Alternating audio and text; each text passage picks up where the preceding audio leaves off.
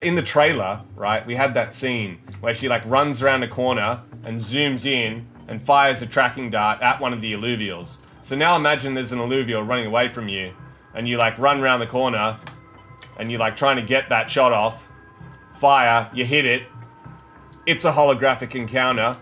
Well, what's good everybody? In today's video I bring you a secret interview with co-founder himself, Grant Warwick. He does not know about it though, and I produced this video from an environment stream that Grant did 2 months ago. I think this is some amazing footage that many people might have missed and also some leaks to be found. But please take this with a massive grain of salt because this was already unfinished work in progress 2 months ago. So by now the game is at least looking 76 times more beautiful, more detailed and more ready to go. Alright, let's jump right in and see the work in progress overworld that's already looking stunning.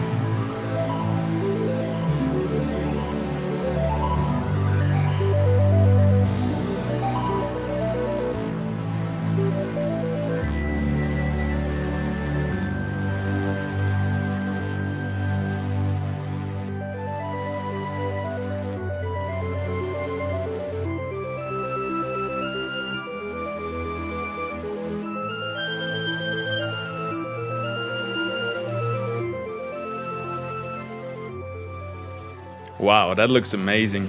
Pretty crazy, huh? Yep, that is pretty insane, man. Wow. I can't believe how good this looks. I can't even believe it.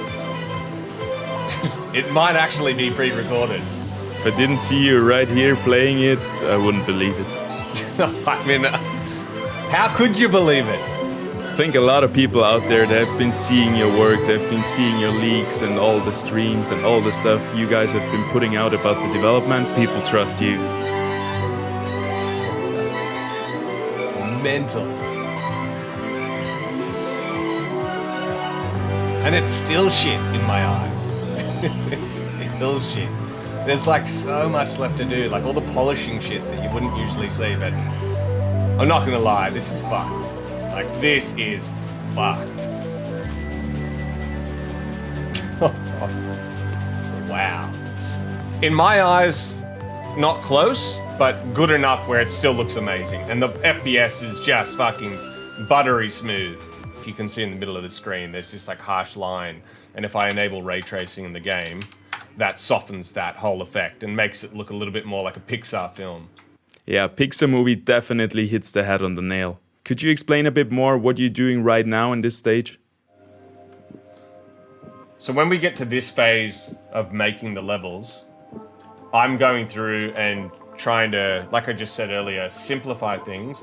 And so the more than like grinding and moving shit, it's about like actually understanding and almost playtesting it yourself. God, everything's coming together, guys. It's music, the ambience, like there's no sound implemented in this version because it's purely for set dressing. Could you give us an example how gameplay could look like? What would be like one action that we would do right there, right now? In the trailer, right, we had that scene where she like runs around a corner and zooms in and fires a tracking dart at one of the alluvials. So now imagine there's an Illuvium running away from you, and you like run around the corner, and you're like trying to get that shot off. Fire, you hit it. It's a holographic encounter. You're charging in. You got 10,000 viewers on stream live, waiting to see you capture a $100,000 NFT.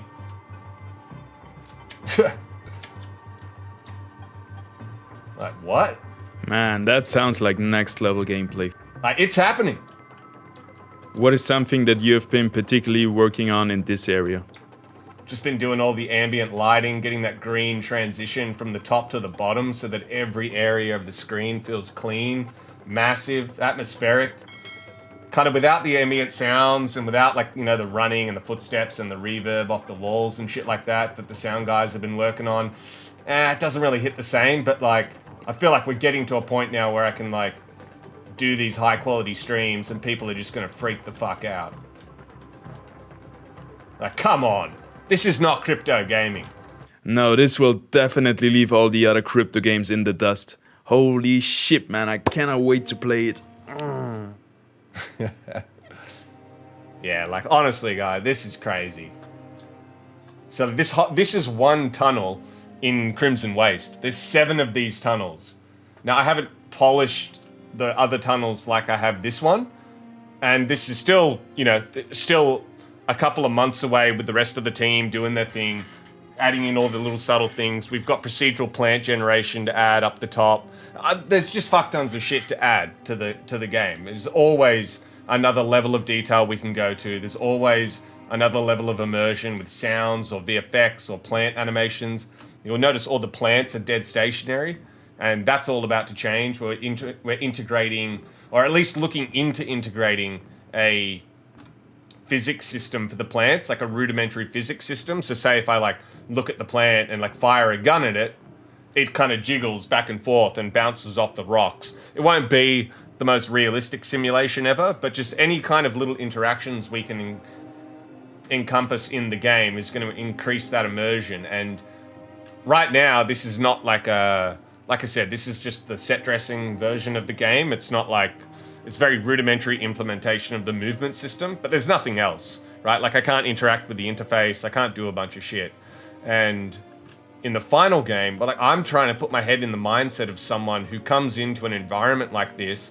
They've been grinding for a long time, but hopefully it doesn't get old because the graphics are amazing and the immersion is there. Like, it's a world that you want to go into, but just the first time you encounter a holographic bubble that you get pulled into, knowing that, like, it could be big, it could be real big. That's what's getting me hyped.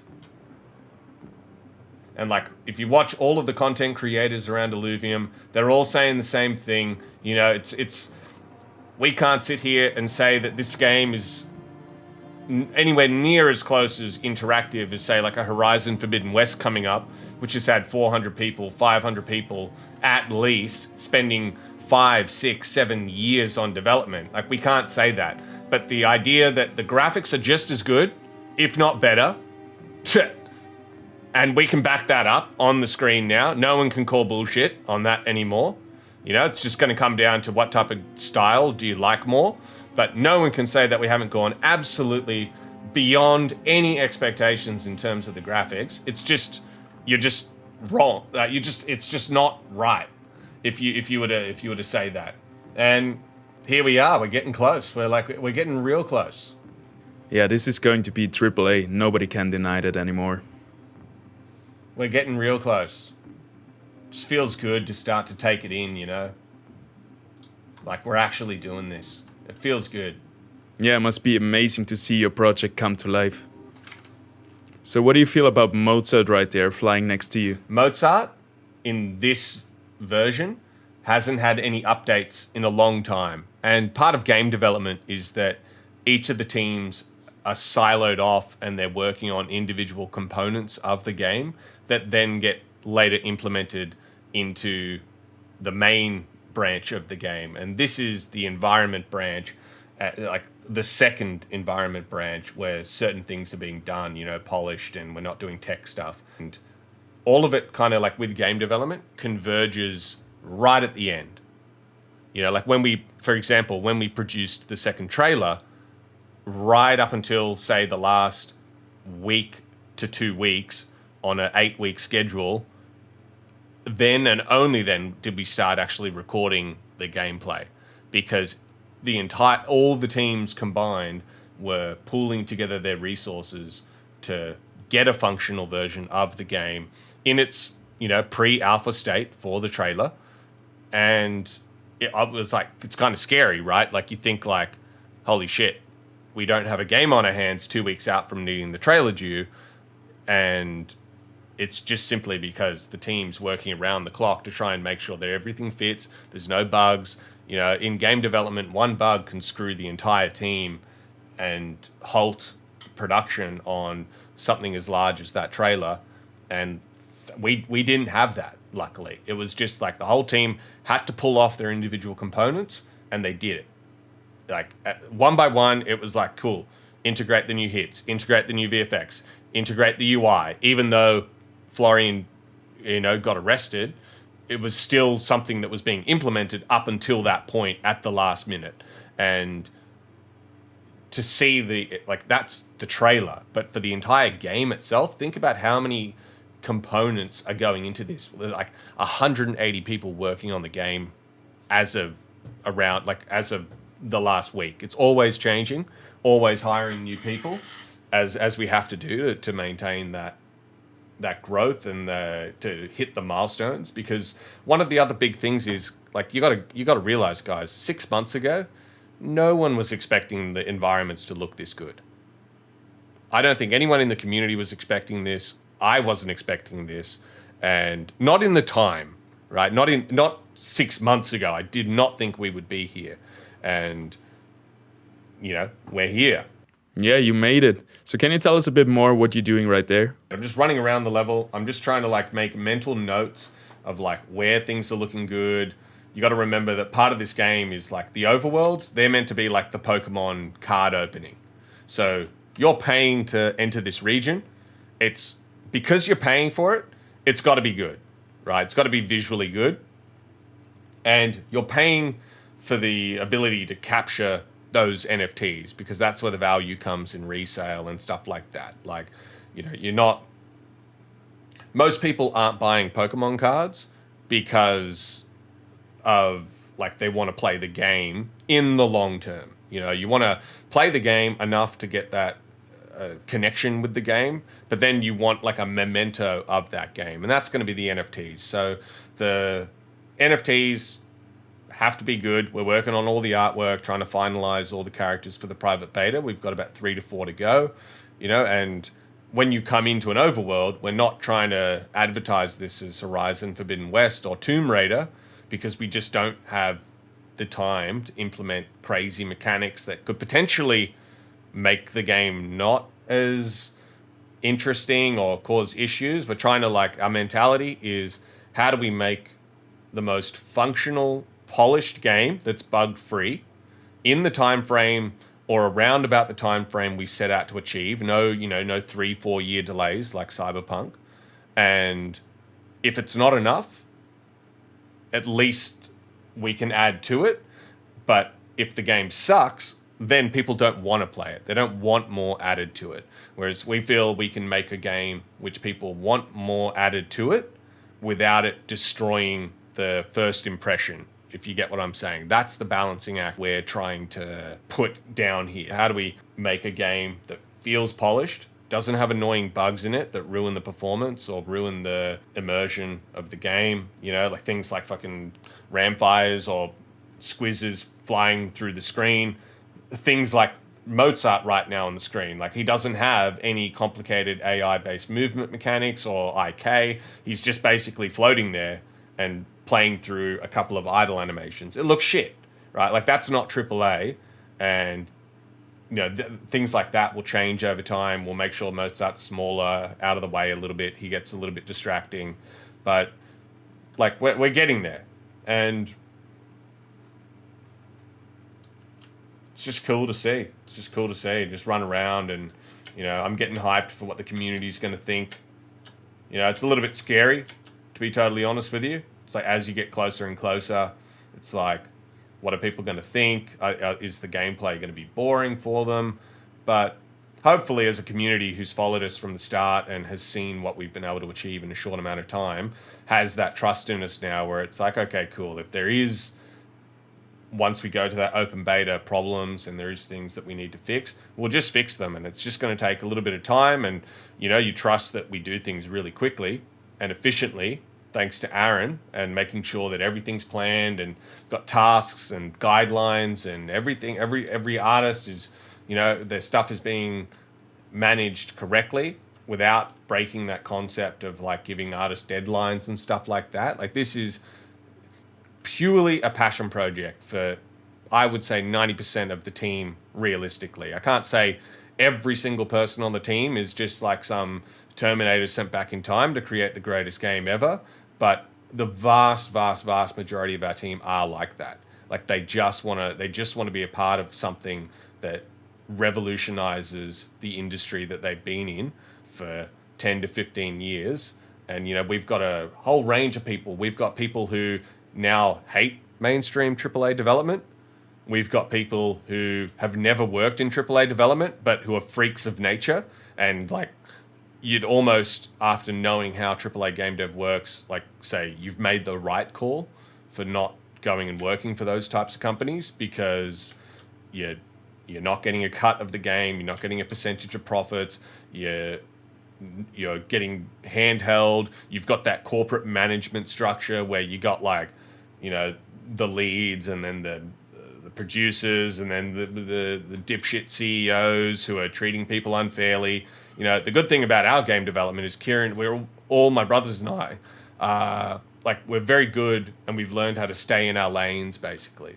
So in terms of the corporate structure, Aaron's dealing with all the game devs and the production side of things. I'm dealing with all the artists. Kieran's dealing with all of the mainstream community stuff and the business-related stuff with sales and things like the land sale and stuff like that, working with Danny.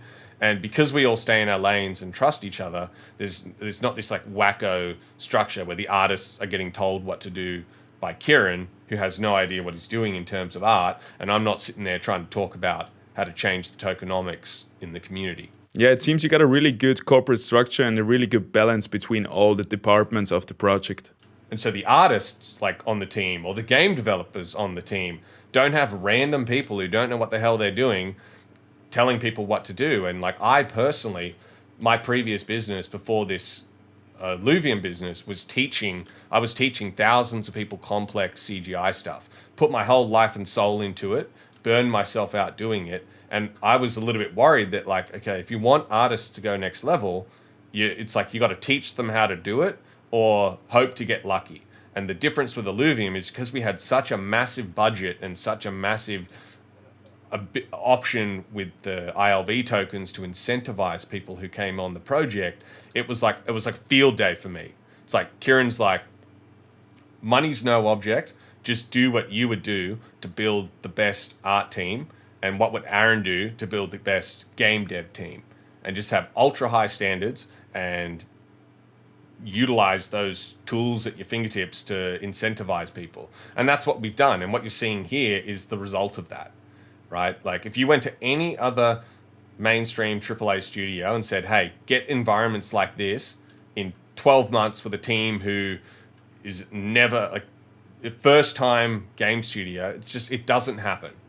This doesn't happen. And people can say everything they want about, NFTs and bubbles and all this bullshit. I couldn't give a crap, to be totally honest. I'm not making this game because of even NFTs necessarily. It's just like, if you had an unlimited budget and an unlimited community reach, what would you do? And I think Kieran and I both have agreed that, like, how do we just capture that Pokemon feeling? And NFTs are the modern way to do that. They're not the sole reason why the game's going to be successful, but the tokenomics behind NFTs and behind decentralized gaming have allowed us to build this team together. Yeah, I for one cannot wait to finally own something in a game, to really own the asset and not just play for nothing. So anyone can go on YouTube and say NFTs are bullshit and crypto is a scam and all of this shit. And yes, a lot of it is. A lot of it does have huge flaws, cash grabs, rugs, whole bunch of shit. But at some point, I think everyone knows that someone's going to come along and show how to do it. Facebook did it with social networks. They took MySpace, an absolute disaster in terms of UI and UX design, and was capturing the mindsets of like 14-year-olds who don't understand, basic, like web 2.0 UI functionality. And then a company like Facebook comes along and goes, okay, let's do that. Very simple concept. Take what's already there and turn it into something that can be the next generation of that thing. And that's what we're trying to do here. Not reinventing the wheel, but improving it. Perfect concept. All right, I will step back for a minute, let you do your thing, let you do your set dressing and your modeling, and I'll see you in a bit. So one of the things I've been doing the last day is, you'll notice, got these tunnels in Crimson Waste, and I've created this like dune-like path, and all these dune shaders they're totally work in progress. We've got things planned to make those look better, but you want the dune, and if I swap to unlit mode, you'll see what I mean here. The red has to kind of like wind around like a path through the level, so that as you're playing, like, do you go underneath? Do you go above? Remember, there's going to be exotic plants that procedurally spawn in these environments that you have to mine and harvest, the minerals and the plants to create new weapons with, to take into the battles. So if Crimson Waste might have a different type of mineral compared to other regions, and therefore if you want to get a certain type of weapon for a game, you have to grind this level, and we just want it to be as easy to navigate through the environment as possible. So I'm trying to think what I could do here. Maybe what'd be cool. So like one of the things I'm always looking for is ways to direct the viewer's eye through the scene. And you can see we've got like, and sometimes that requires doing some drastic things. And like I've got this path that kind of leads to a dead end under the cave, but it'd be cool if maybe there was a path, like a sandy like path that kind of came through here for the player to be able to run up through. Because when you first enter the game, your jumping boots aren't going to allow you to jump up that high. You're going to be quite restricted compared to when you're playing the game. And you can see with like, this is, like I said, an old outdated version, but you can get quite high in the air when you're jumping around and stuff. So I'm going to go to the landscape tool, and you got the sculpting tool on the landscape. Look at and I'm just going to, it's going to be a little bit weird. I'll set it to like 0.4 in intensity and just paint it in.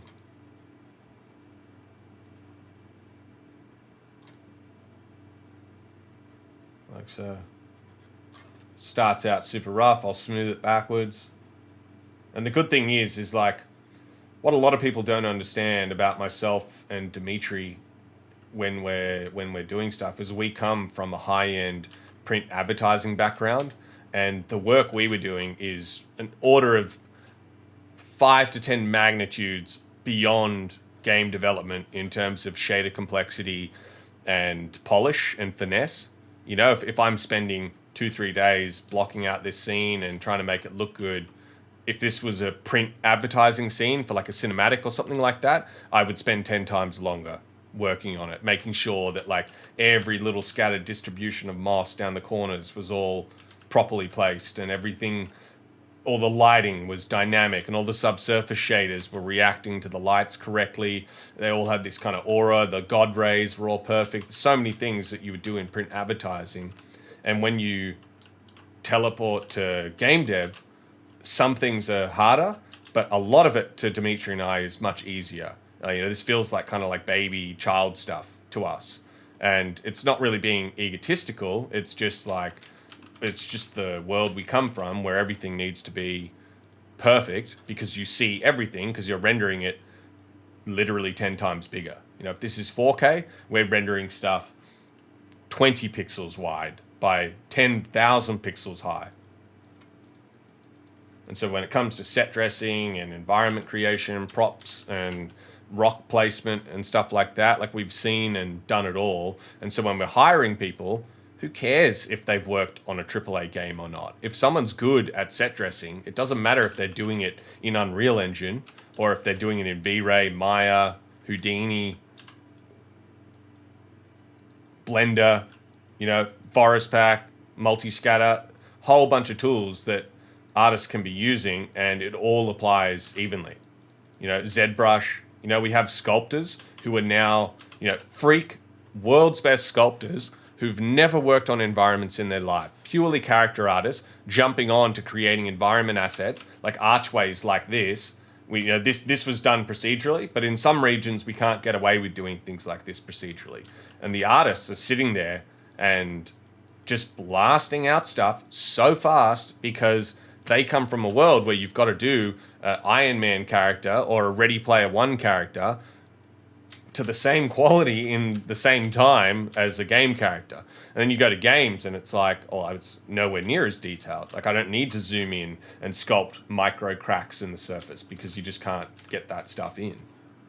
And so that's one of the other reasons why we're seeing, you know, some of these insane outputs.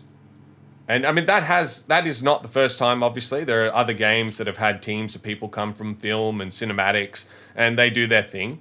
But I think it's just a combination of just having everything there, you know, having someone like Aaron there to make sure that we've got proper organization, because I'm one of the most unorganized people of all time.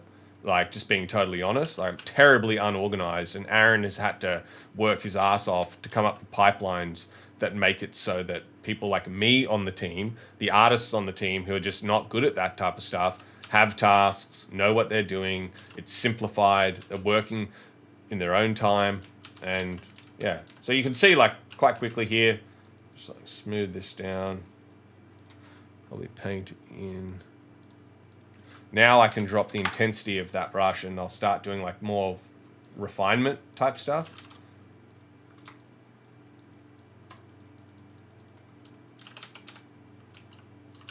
And one of the things with pathing and stuff like that is, as a level designer and as a set dresser, you have full control over subconsciously directing where players run around in your environments.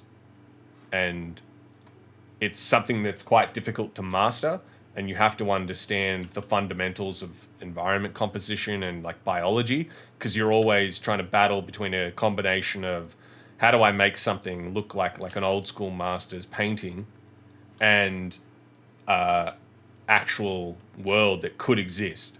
You know, you don't want it to look fake, and you want it, the scale of things to be believable. And it's sometimes very easy when you've got this power at your fingertips to go a bit crazy and go too far with everything, and you end up with these environments that just kind of look overly detailed. And, you know, yeah, it's like we've had a lot of people say that these environments look like Pixar environments, and it's like, they do. You know, we're utilizing the same principles that a company like Pixar would use in their set dressing. And I've personally taught over 10 people who've worked at Pixar things like environment creation, set dressing, and stuff like that. So we're always focusing on applying similar theory and level design techniques to the actual environments we're creating here.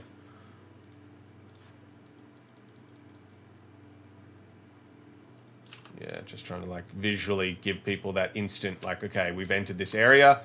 Where can I go to continue through? I can go up or I can go underneath. And now it's a lot clearer and, you know, makes a lot more sense.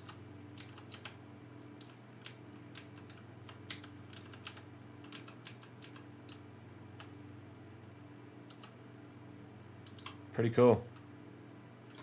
Turn back on ray tracing and then have a playthrough. Maybe a little bit too... It's pretty good. It's feeling pretty good. Not gonna lie. Feeling pretty good. That was really nice seeing you work on that path, buttery smooth. So when you work on stuff like this, do you have like a long-term vision, like a principle you apply to them? So the goal here is that, like, as we build out the metaverse, we do it in a way that doesn't require massively overhauling the graphics over a very short period of time. It's like, find a style and a level of quality that is like perfect, and then stick to it. You know, like, okay, cool, UE5 from UE4, it's honestly not going to be vastly different. You're going to get better performance because the real-time GI and ray tracing is much more optimized, and the polygon count and stuff like that. But as you can see, as I've started to polish this environment from some of those screenshots a couple of weeks ago, I'm simplifying this down. You don't actually need tons of detail to like make things clear and easily readable. Yeah, that makes total sense, and it already looks super polished and kind of timeless. Kind of like World of Warcraft, where you can come back after 15 years, 20 years, and it's still like enjoyable and you don't get eye cancer from it. So could you tell us a bit more about how to maneuver through the game, how exploration would look like? In some of the areas in the game, we've specifically removed the pathing and made it impossible to get through unless your jump is super high. And so you have to figure out, okay, until I get those boots that give me this shortcut, how do I get to this area? And then that would require you running through some of the other areas, you know, around the level, which are all starting to get there. This is another one of the areas that I was set dressing. Looks quite cool. Kind of sucks because now UE4 is getting a lot less performant than it was at the very start. But like, once again, we're designing this area so that you can't get through unless you like have epic boots, or you follow the pathing with the plants and stuff.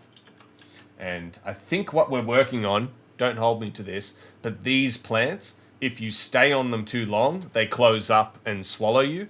If you're underneath them, they try and swallow you. And if you go on top of them, you can harvest some of the plants that spawn up there that require the more powerful boots and things like that. You know, so you, in the final game or whatever, you'd be able to run, jump across, like so, crack your head on the ceiling, fall to the floor, drown in a pile of acid, and then become the Joker. Why so serious? Which I think is pretty cool, you know. And these plants will all be jiggling and moving, and it'll be kind of an interesting feel. Definitely. Just seeing this and thinking about it gonna look 10 times better when we actually play it, I can't believe it, man. So you know what I mean? Like, there's a lot of work that goes into making sure that these levels not just look beautiful, but are spaced out correctly, feel the right size for someone who wants to spend an hour looking for alluvials. Like, obviously the goal here from Ben and Aaron's point of view is buy access to a region. The region isn't so big where you feel like you're doing some Tour de France that's never ending and you get lost. Not too small where you do it too quickly, like you're in and out in 20 minutes kind of thing. But you have like a nice 40 to an hour long game session trying to clear the level and hoping to get some cool shit. Hey everybody, just making sure you all enjoy the content. If you do enjoy it, please click the like button so this video can reach more people and we can grow our audience. Thank you so much. Let's keep on rolling. So would you say this is kind of a jump puzzle to get from one spot to the next and to higher elevations and to higher platforms to harvest all that material and find all the alluvials and stuff?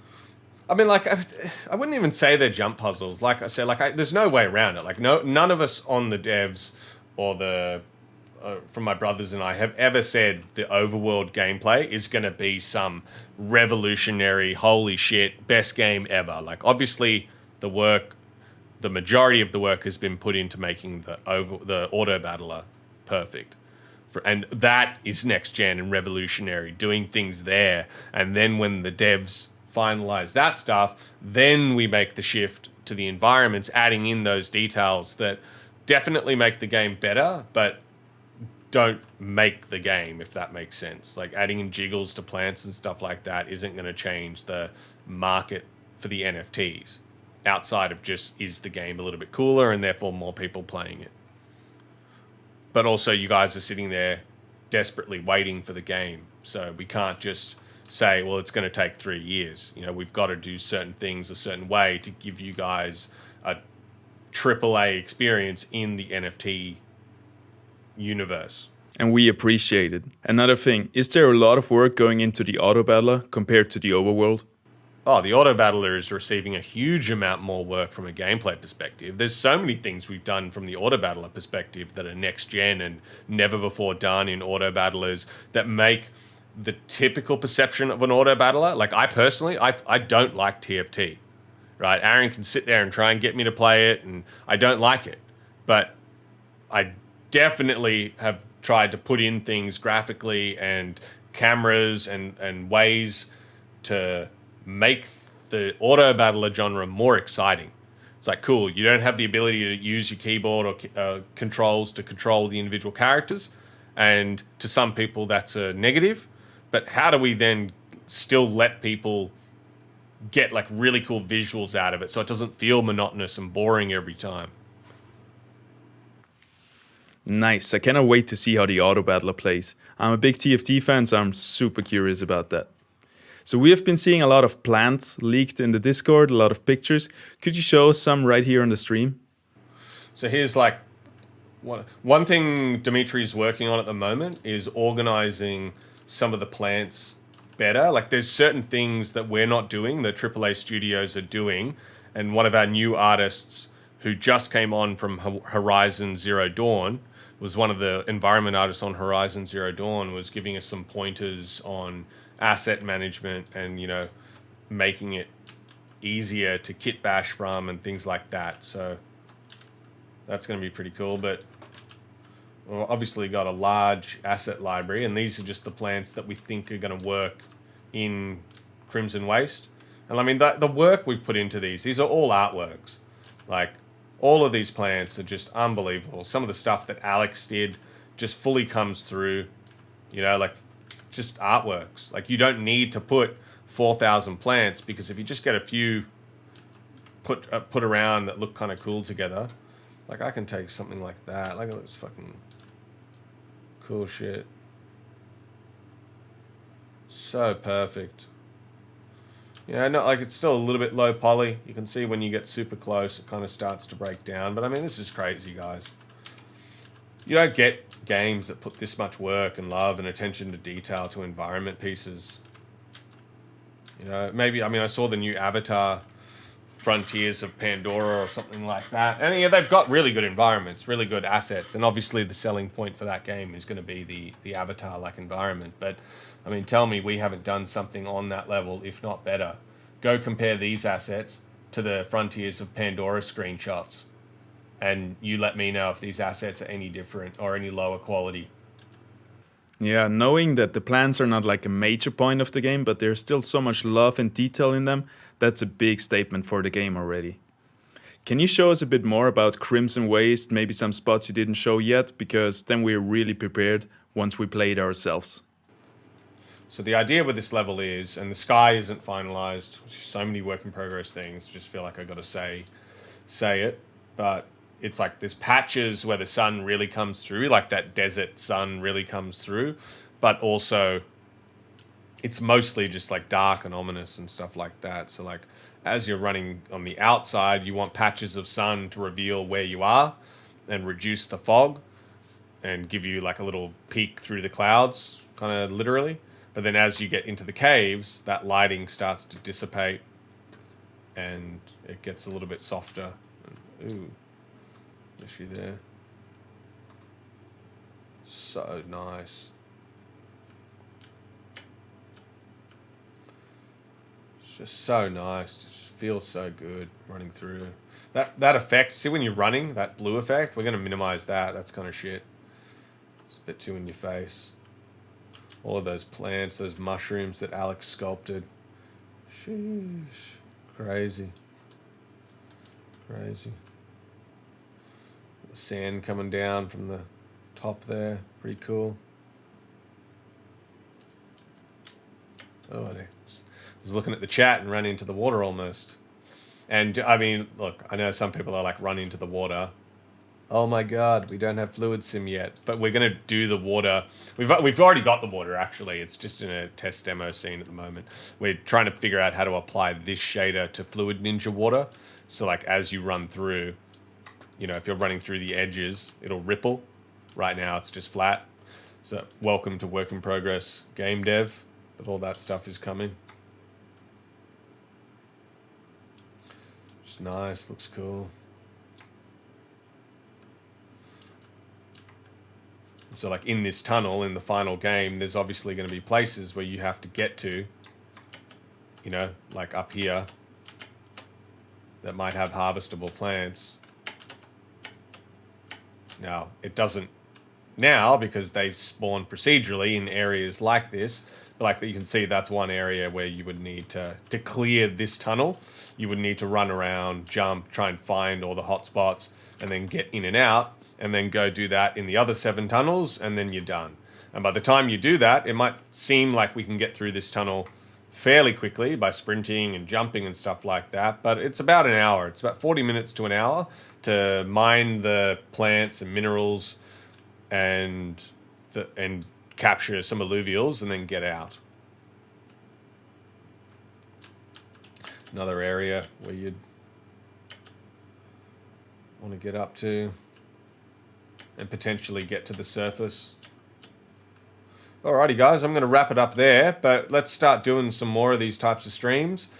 We've also got to reveal Halcyon Sea. We've got Lietes Studio doing the Abyssal Basin. We've got Onyx Studio working on doing some of the set dressing for Brightland Steps. Like, we're firing at all cylinders trying to get this stuff out as quick as possible, and to that actual quality where it's just like, what?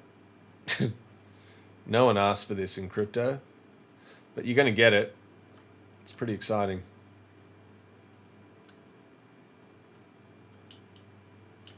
It feels so cool. It's like ominous leading up. We'll add more crazy plants and stuff like that. Alrighty, cool. Catch you guys on the next one. Thanks for checking in. Alright, now we're a bit more prepared to dive into the overworld once it releases. If you also want to be prepared for the upcoming Auto Battler beta, check out this right here. This video is gonna help you win more games in the arena and dominate those rankings. Alright guys, see you in the next one. Peace!